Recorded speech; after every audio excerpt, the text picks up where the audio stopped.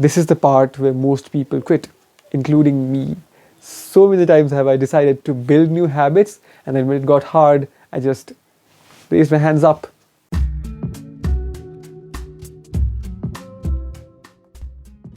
Let's imagine we keep an ice cube at room temperature and slowly start heating up the room. 21 degrees Celsius, 22 degrees Celsius, 23 degree, nothing happens to the cube. Let's increase the temperature even more. 29 degrees Celsius, 30, 31 degrees Celsius, still nothing happens to the cube of ice. 32 degrees Celsius, that is when we see the first changes in the ice cube as it starts melting. Almost all phenomena in nature happens and takes place in a similar fashion. Most of the work is done in silence, and the part of the work which is visible to everyone else, the part which everyone can see, is the result of the work done in silence. The bamboo plant grows a wide network of roots under the ground for almost 5 years, and then boom, in just 6 weeks the plant grows 90 feet tall up in the air. Similarly, cancer in our body also grows up to 80% silently and unnoticed, and then in a few months taking the whole body down. A sculptor hits his sculpture so many times before he gets his final piece of art. I mean, some of those hits are not even making a noticeable change to the sculpture.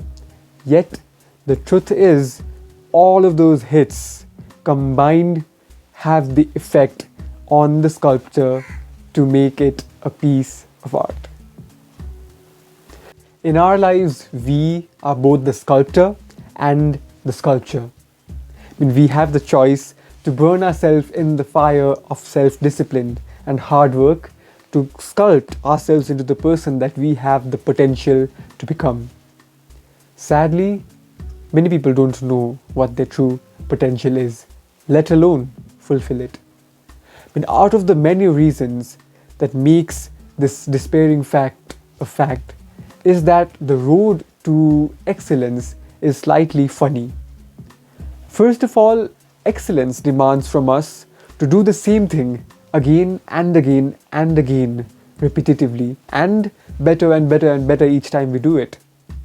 Second, it asks us to patiently wait while we see no results at all. I mean, everyone has dreams. Remember that child inside you, that younger version of you? They dreamt so many different dreams. Even now, we have spiritual dreams, physical dreams, and so many other deepest longings of our hearts. At the end, our life should be such that our 8-year-old version and our 80-year-old version should be proud of it.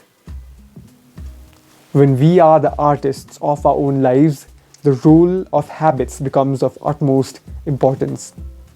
The first and the most important thing that a habit does for us is that it gives us an identity.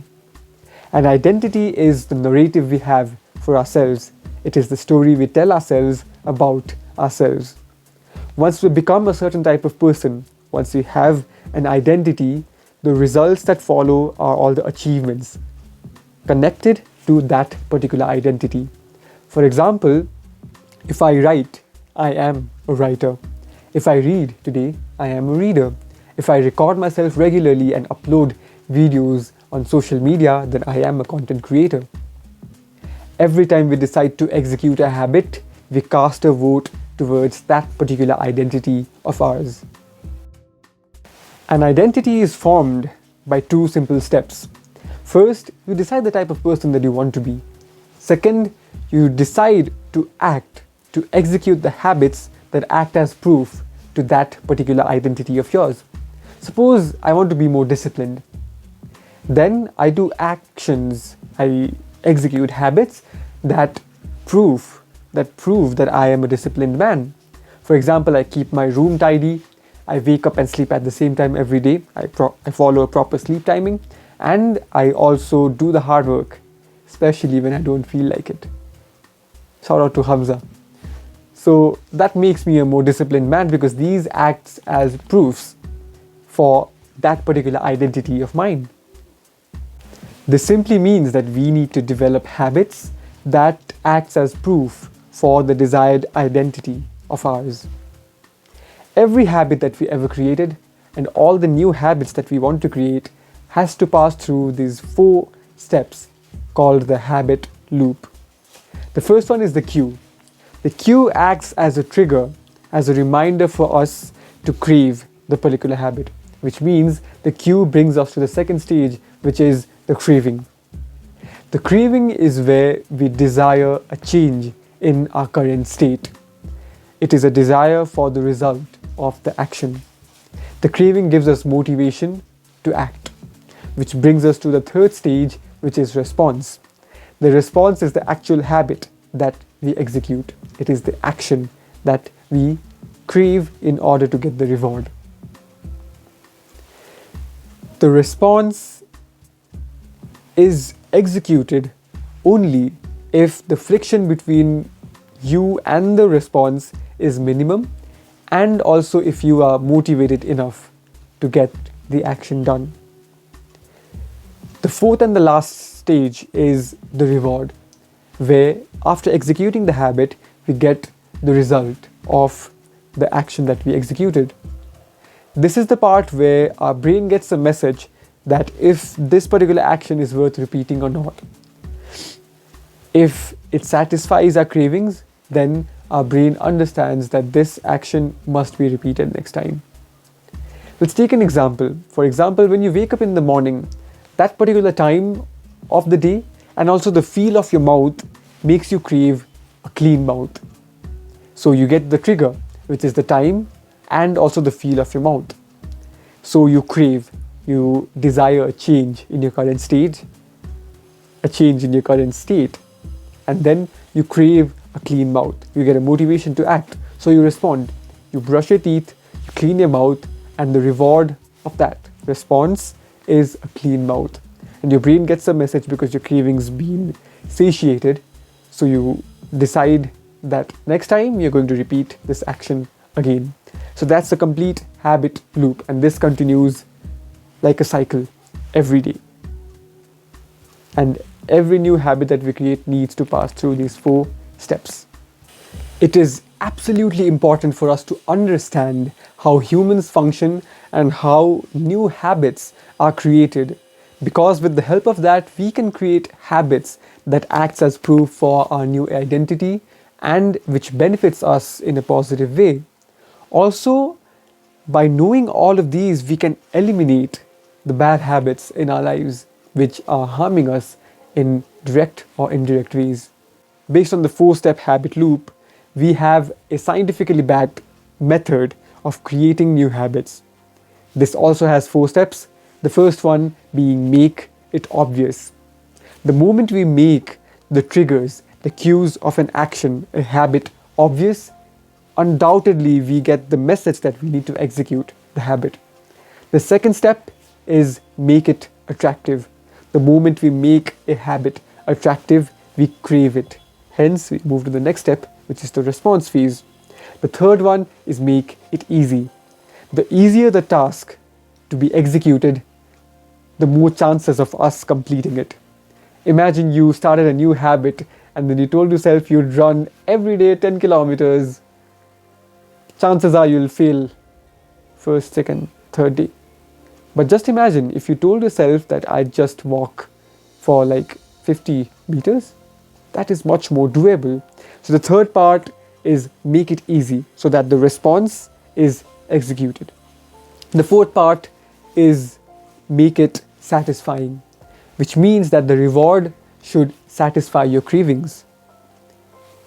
That gives your brain a message that this habit is worth repeating, and it makes sure that you repeat the action so many times that it becomes a habit of yours.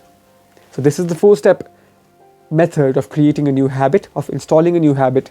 Make it obvious so that you get the cues, make it attractive so that you crave it, make it easy so that you actually get the task done, make it satisfying so that the reward satisfies your craving, making it possible for you to repeat the whole loop again and again and again so that it becomes a habit of yours. In the case of the melting ice cube, the other part of the story is that the increase in temperature from 21 degrees Celsius to 31 degrees Celsius is actually the cause for the ice cube to melt, not just the 1 degree increase from 31 degree to 32 degrees Celsius. That is where we see the result of all the work that the increase in temperature from 21 to 31 degrees Celsius was done. This is the same case with our habits. We don't see the noticeable results after a long period of the execution of that habit. This is the part where most people quit, including me. So many times have I decided to build new habits, and then when it got hard, I just raised my hands up. This is exactly why we need to understand how habits work and how we can get ourselves to pass through this phase of the part of habit where we don't see any results, yet we need to keep executing that particular habit. Thank you so much for watching this video. I'm trying to put out more actual content that, if you watch and execute, helps you improve upon your life. So if you are interested in more content like this, stick around. Always be genuinely satisfied with who you are today, but not with who you can be tomorrow. This is Nikhil Shankar, and you're watching NKS Nick.